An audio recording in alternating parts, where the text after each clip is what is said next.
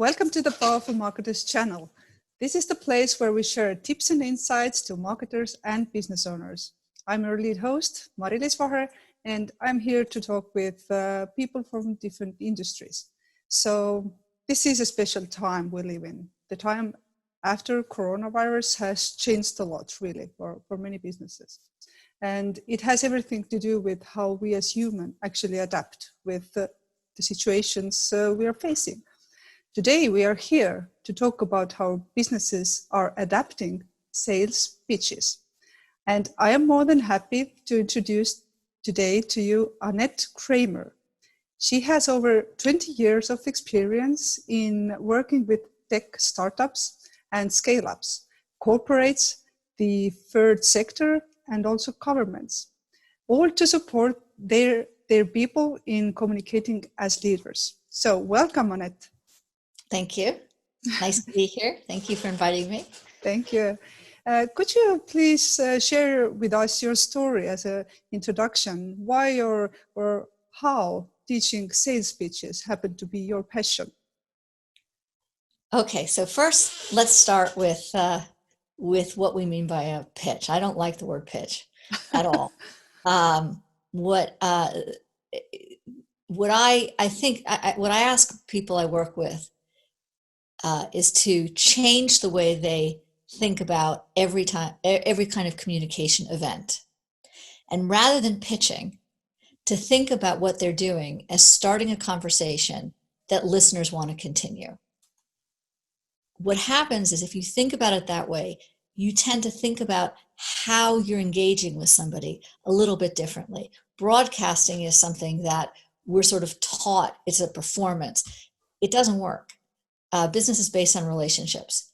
And if you have the last slide or the last word, you lose. If people ask you questions, you win.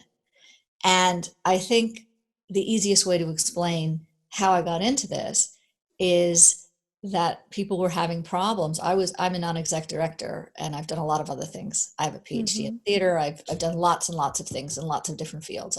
I'm very lucky. And somebody came to me at a party and said, you used to be in theater. I have these engineers and they can't communicate very well. Can you help them? And I said, will you pay me? And she said, yes. And I said, sure. And that's the honest truth. And I showed up and it was a pitch competition. And actually there was an Estonian there. Wow. Yes, called Heikki Haldre. And there were a lot of people there, actually. And I had something like an hour or 2 hours to get everybody ready for this pitch competition. Mm-hmm. And Heikki won. And Wow. he was so impressed that he invited me to be a non-exec director for his company and help him raise 1.2 million and the second 1.2 million. And I ended up being involved in the company until they sold it. But what happened to me was that it made me realize from the reactions I was getting from people I was working with that they hadn't had an experience where somebody had worked with them to understand not just what was wrong with what they were saying in terms of how people would react or engage, that somebody was actually helping them and supporting them in thinking more agilely, thinking in a more agile way. And then the language comes later, right? But it's really about the attitude you have about yourself and the idea that you're building relationships, not delivering information. And it was such a transformative moment for so many of these people, where for me this was an obvious thing, that I thought, well, maybe this is something I could help with, because for me it's obvious and for other people it's hard, and what a gift. So if I can help do that just felt huge to me, because all of these people had everything going on. The only thing they couldn't do or felt they couldn't do or hadn't been taught how to do was engage other people in the way that they, that had impact. And I could offer that to them. So it felt really, really good. Wow, that's a really great story, and I love how you bring out that businesses are really all about relationships. That's so true. I believe in that. So I know, Annette, that you have worked in different continents, even in United States, in Europe, in Asia, etc. Is there any difference in the way people do their pitches in different continents or countries, or is it all the same? I would say that there are differences in the way that people communicate. I'm going to try to get away from the word pitch. Let's just use it. Okay. Let's just talk instead of pitching. Let's talk about in the way that Communication. people engage in this kind of context, Okay. right? So you have in different industries, there's a different atmosphere. It's more industry specific, I think, than Mm-hmm. geographically specific. So in an agency world, for example, people are much more, they have a much more relaxed affect. There's much more kind of, their body language is different.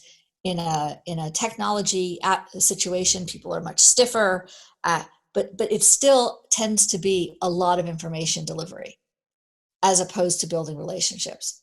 Mm-hmm. There may be a little small talk at the beginning. I think there's a difference in the way people learn and are used to learning. I'll tell you that in Estonia, you can't tell often for the first 20 minutes what anybody's thinking because nobody says anything. But then once they start talking, they don't stop. I would say in India, everybody's talking from the beginning. That's been my experience. They're very, very happy to Mm-hmm. pitch in immediately. What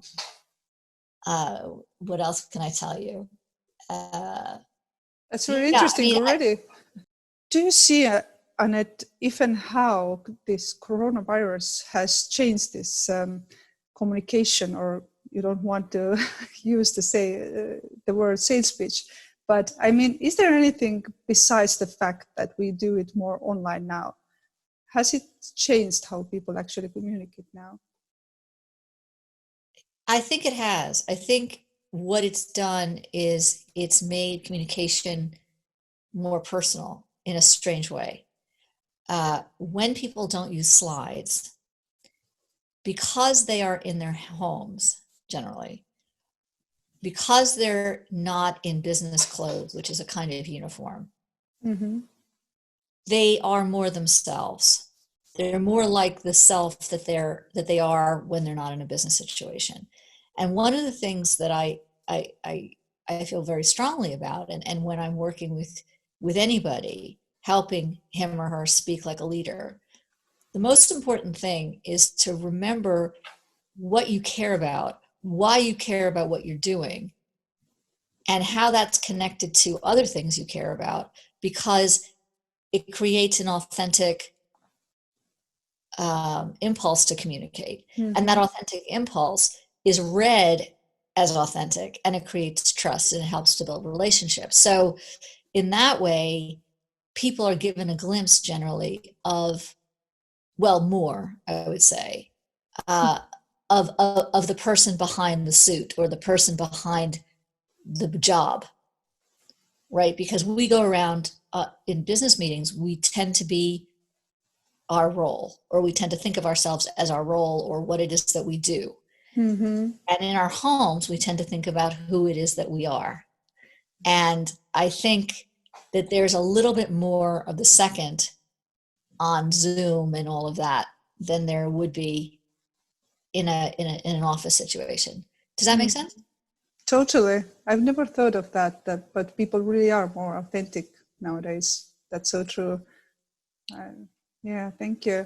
But as we speak about those communicative skills, and I can imagine that this is those skills are needed for any marketer, really, because they have to bring their ideas to their bosses. They need to present those presentations about products and services. But it can also be about selling yourself as a person, right? So how much you can see those communicative skills really are in use among marketers? I'm not sure I understand the question. Do you mean how good are they at it, or? Yes. Do they learn sales pitches? Do they work with their communicative skills in order to present products and services better? It'd be better than people who aren't marketers. Yes.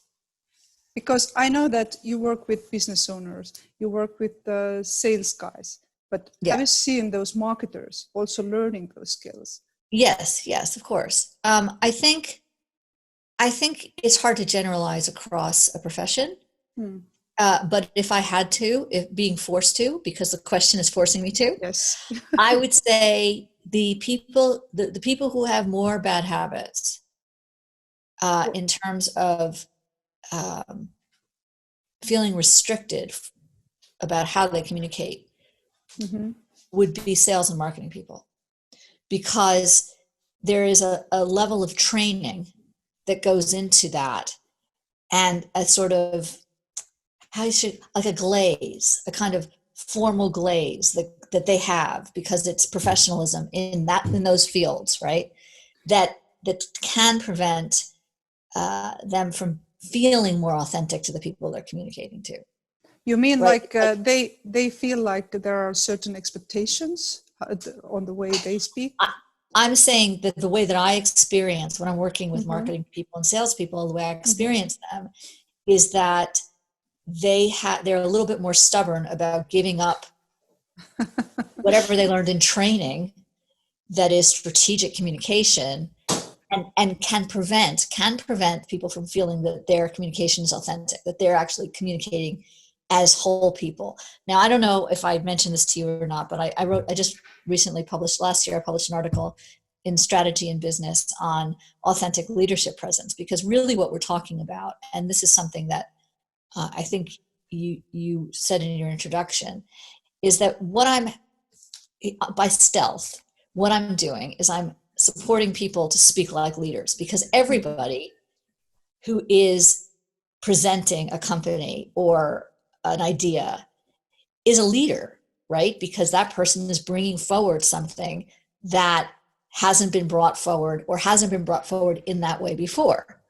And that's the only way that people will engage with them anyway. If they feel like they've heard it before, it's not going to be as effective. It's not going to have the same impact. And so it requires, in order to have maximum impact, it requires that the person who's speaking, whether it's a marketer or a salesperson or a business leader, or I don't know, anybody, a secretary who wants to sell an idea, to really have a sense, to give people a sense that that person really knows what he or she is talking about, that that person really cares, and also sees the fit with the person who they're talking to. Because there's a level of respect that comes when somebody understands, or you feel they understand, what it is that you're looking for in the way they communicate. It's not just information delivery. It's not just throwing spaghetti at a wall and hoping that it sticks. To me, there's no such thing as a generic, what people call a pitch, because you might as well send someone a brochure. Don't waste their time.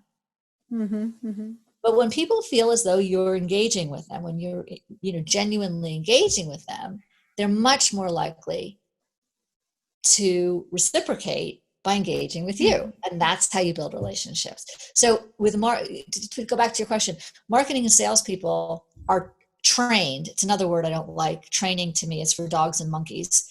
What I feel is happening is it's a collaboration, right? Training is within a context, right? So in sales and marketing, and actually in a lot of fields, people think, okay, I do this thing, going back to I am my role. I am in this context, right? I'm going to work within this context. But what happens if the other person isn't in your context? It requires a kind of English to English translation, or if you speak another language, Spanish to Spanish translation. I speak English, so I'm talking about English. And that language, that English to English translation, includes cultural issues. And those cultural issues include issues of silos. Wow. So if you're in a marketing role, you can't talk as though you're talking to anybody. You need to talk to somebody in that role, that particular person in that other role. So it needs to be different from if you're talking to somebody in another role. Yeah. And I feel in my experience, and again, this is not data driven, this is just anecdotal, but in my experience, sales and marketing people are trained in a way that other people aren't. And so they're less likely, or it's harder for them to let go of those habits, which then will allow other people to feel they can see them and they can trust them. Wow. I love the way you put it, like really this presenting is leadership, really. I never thought about this. It's a very good angle how to take this presentation, you know. But what I have seen is that marketers are often afraid of presenting, you know, those inner fears they have. Do you have some, I don't know, trick or or something to tell how to overcome it? Is it Yes, absolutely. And I think that trick, I think that fear is exactly the reason that marketers often keep that veneer that they learned in training, because they feel they can lean on a certain behavior and then somehow that will get them through. I guess it's a trick. The trick is to really think about and believe and understand what makes you a leader, and to build confidence in that position of leadership so that you can walk into a room and rather than thinking about people looking at you because you're delivering information, or is to think of yourself as a leader. And why do you care about this? As soon as you remember why you're there, it becomes, and you think about what you're saying and you're thinking about starting a conversation. There's an acting, in acting they talk about, you know, you have to give someone something to do, right? You can't give somebody something to be, right? So you can't say be confident, but what you can do is say start a conversation that listeners want to continue. Oh, that's now, very good. Now, if you do that, right, you think about who are these people and why do I care, and what will start a real conversation. Not a dialogue, but a conversation, right? Wow. It gives you something else to focus on. The challenge is focus. The only thing is focus, and it sounds really simple. And it actually is simple, but it's one of those things that you need to build muscle memory for, and it requires work with somebody else generally if you're fearful, and practice and the right feedback. And what happens is all of a sudden you sort of work with all of your resources, your body and your cognitive senses and your emotional senses, and it all works together. You're not doing these things separately. But as soon as you're focused, it's like curiosity, right? I always talk about sustainable curiosity. Curiosity is like a drive. It's like hunger. Once you're curious, you forget about everything else. If you're really engaged and curious and wanting to start that conversation, you will forget about the rest of it.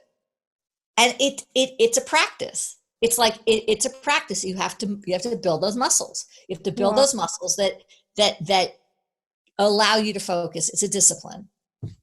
Wow, that's a very good tricks actually. But is there any other like hint how you can really work with your listeners while you are communicating? Absolutely. You have to be 100% present. It's a lot of work, but it's a different kind of work than we're used to doing. We're used to putting all the work into a slide deck and then build the story around it. The work comes in really thinking about what the story is. What's the story? Why do you care? Why does it matter that you're there? You know, why should I care? Why should that person care? What's the value proposition? Here's something that people don't do very often. Often what people do is they don't lead with the value proposition, and that's a problem. What they do is they talk about what they do or what they offer. The value proposition is, why do I care? Now, if you think about why do I care as a speaker and why do you care, and where is that overlap? That kind of work and finding it in the room, right? You do your preparation. You have to prepare. There's a You know, a lot of people think improvisation is bluffing. Improvisation is not bluffing. Waffling. Improvisation can only be done well by an expert. You have to be very, very good at what you do in order to be able to go out and know exactly when you have to come back in. That's how well you have to be prepared. But once you're in the room, that stuff is just your sort of muscle support. The actual work is engaging and learning from the other person and figuring out where you meet and figuring out how you can support each other and being present and not going into autopilot. It's a different kind of work. And you say it's learnable. Absolutely learnable. I teach it every day. I've never lost a client. Wow, perfect. Annette, I know you are doing those amazing online workshops for executive women, right? Where can people really find you if they want to contact you after this interview? You know? Oh, well, most of the work I do is those workshops. Most of those workshops are private. You know, they're run by a company will hire me to. Sorry about this email nonsense. I have a website that people can contact me on if you want to give the link on this. It's just annettekramer.co.uk. I know I'll be working with you, so we can talk about that as well.